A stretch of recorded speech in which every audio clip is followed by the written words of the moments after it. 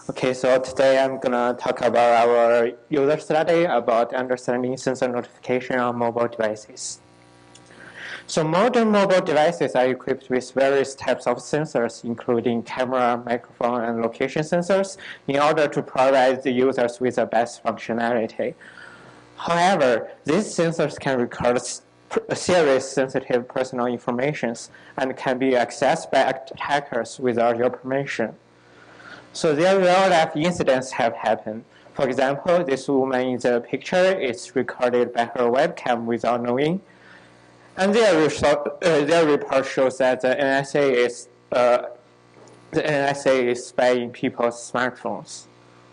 So because the severity of the problem, all the major mobile OSs have their own solution. For example, iOS have this blue blinking bar when the location is being used. It also tells you which app is using the sensor.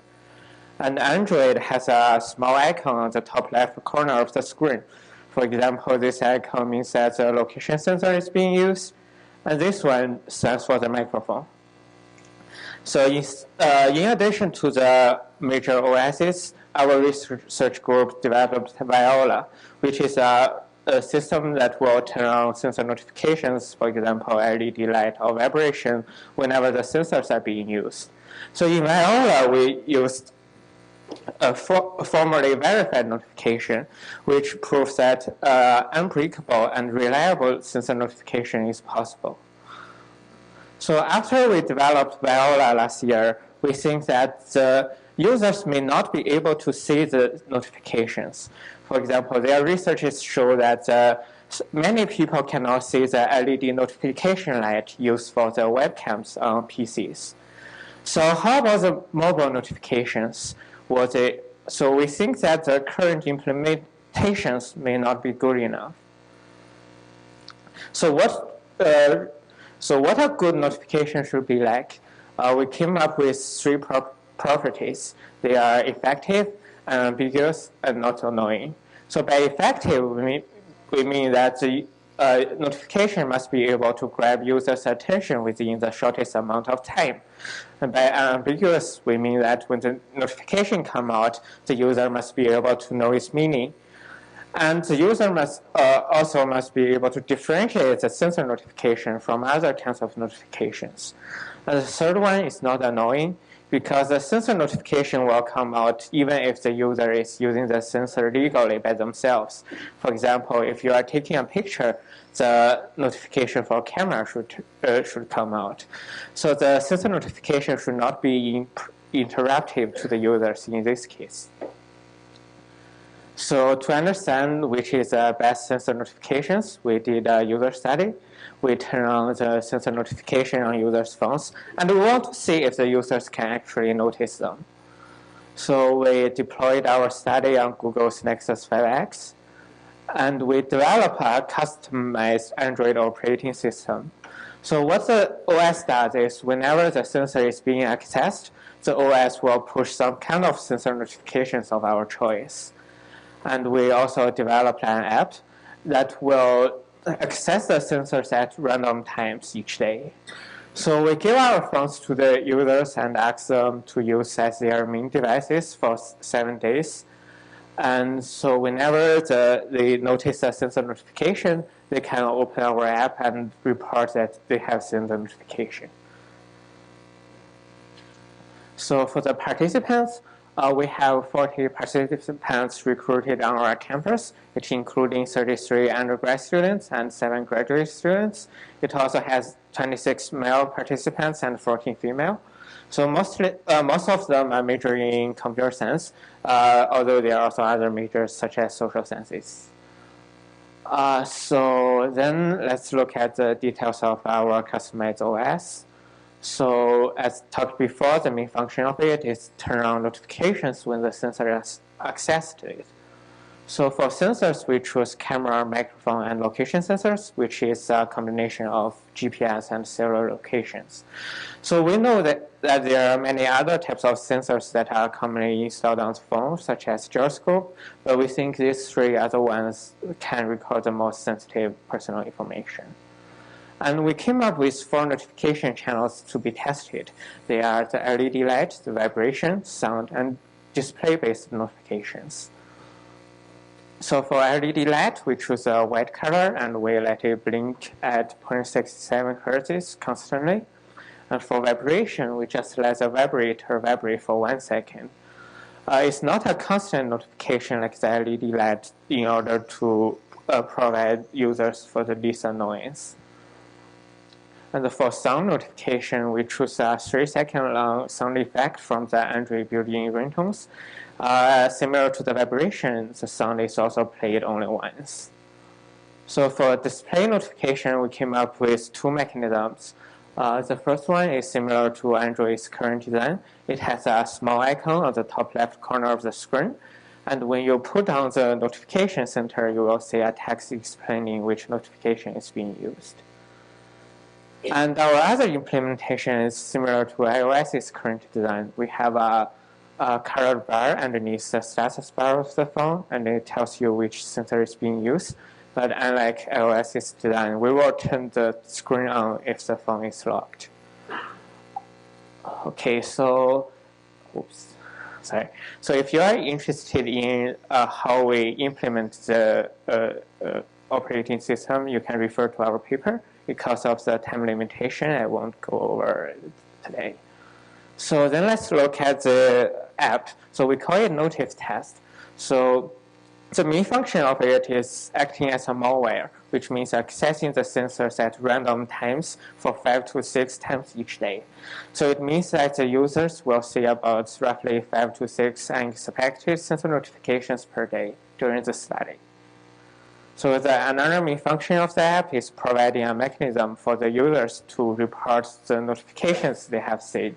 So whenever they open the app, they will see the screen as shown. It asks which sensor is just being turned on.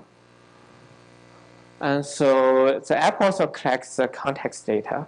So because we think that people may act differently in different contexts, so we let the app to collect the ambient light and ambient noise level just before turning on the sensors.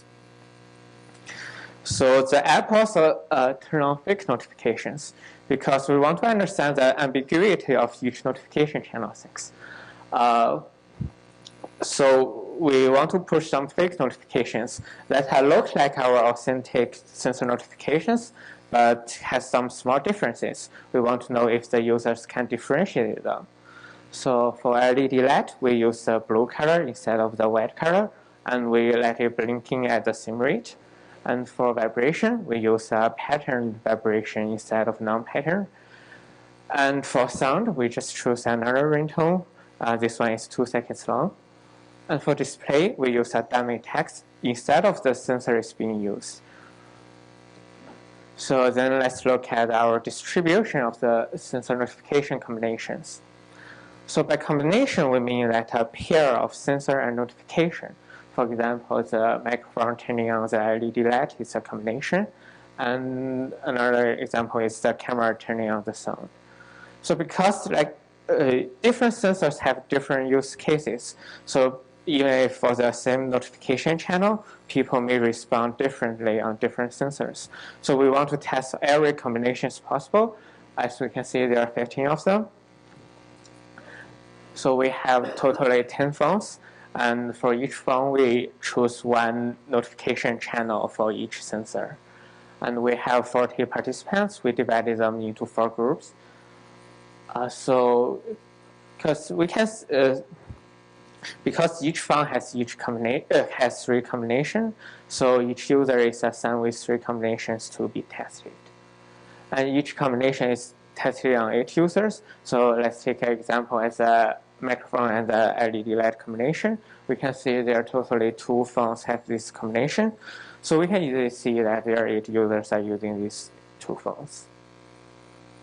Okay, finally, let's look at the result we get. So recall that we came up with 3 properties of good sensor notifications. They are effective, ambiguous, and not annoying. So we divided our results based on these 3 properties, and I'll go over it one by one. So for effectiveness, we measure the success rate, which means the percentage of notifications that get reported from our application within 5 minutes of its appearance. And secondly, we also measure the impact on different contact information. So this graph shows you the success rate of each notification channel. It shows the success rate on the y-axis, and it shows the different notification channel on the x-axis.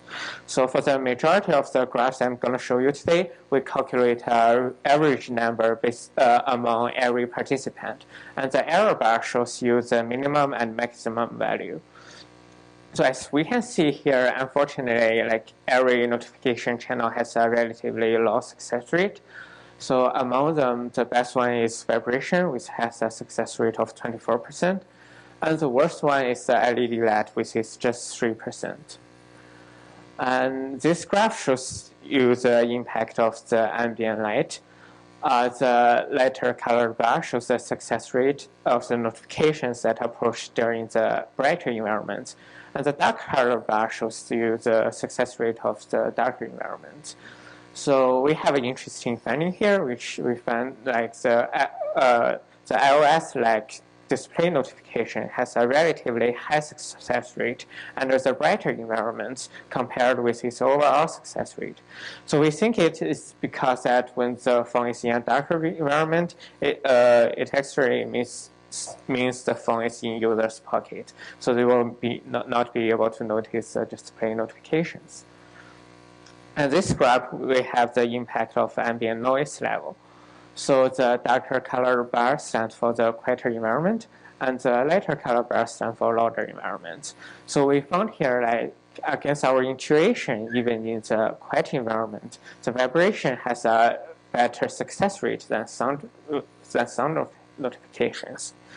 So we conclude that generally vibration is a better notification channel than sound. So then let's look at the ambiguity of each notification channel. So we came up with two measurements of the ambiguity. The first one is if the user can differentiate the different notification channels and remember their meanings. And the second one is if the users can determine the different patterns in the same notification channel. So for the different notification channel, we measure the correct association rate, which is the percent of notifications that are identified with the correct type of sensors among all notifications that has some report in the app. And for the different patterns in the same notification channel, we measure the success rate of the fake notifications. So this graph shows you the correct association rate for vibration, sound, and iOS-like display notifications.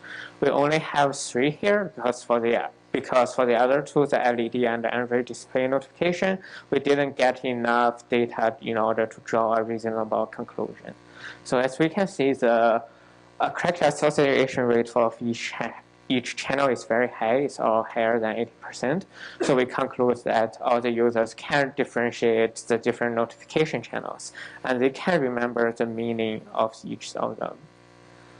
And this graph shows you the ratio of the success rate of fake notifications to the success rate of the authentic notifications. We can see here the ratio is very high. It's even approaching 100%. So we can conclude that the users cannot differentiate the different patterns used in the same notification channel in many cases. So finally, let's look at the annoyance of each notification channel. To do this, we ask the user to fill in a brief survey after the study has completed. The survey asks the user to rank each notification channel about their annoyance from 1, which means least annoying, and to 10, which is most annoying. So this graph shows the annoyance of each combination. On the y-axis, we have the annoyance level. On the x-axis, we have the different notification channels. And we use different color to represent different sensors. The darker blue stands for camera, the lighter blue stands for microphone, and the white color stands for location sensors.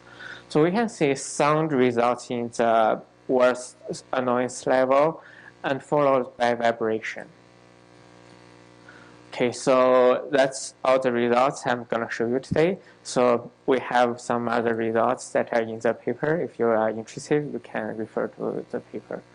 So based on all our findings, we have some suggestions to the designer of mobile OSs.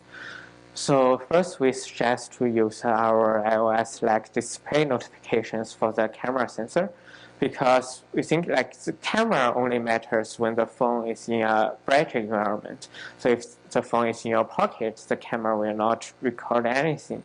So iOS-like notification has a relative high success rate in bright environments, and it is also the least annoying notification channel of camera. And then we suggest to use different vibration patterns for the other two sensors, which is a microphone and location. So because vibration has a best overall success rate, and it also has the least success rate for the fake notifications. So we think that users are more likely to differentiate different patterns used for vibration channel compared with the others. So there are many related work done on this topic. As talked before, there are researches about the success rate of the LED notification light for webcams on PCs. And there are also researches done on context-aware notifications. They prove that choosing the notification channel based on the current context of the phone will increase the success rate of the notifications. But these are research done on general notifications. It's not like time-sensitive notifications in our case. So in summary, we did a user study among 40 participants about sensor notifications on mobile devices, and we found out that none of the existing notification channels has a relative high success rate. So the best one of them is vibration, which has a 24% of success rate. And we also found out that physical context has a relatively high impact on the success rate of notifications. So finally, we have open sourced our raw data we got from the study. If you are interested, you can go to the link here to check out the data and download them. Okay, so that's it. Thank you very much.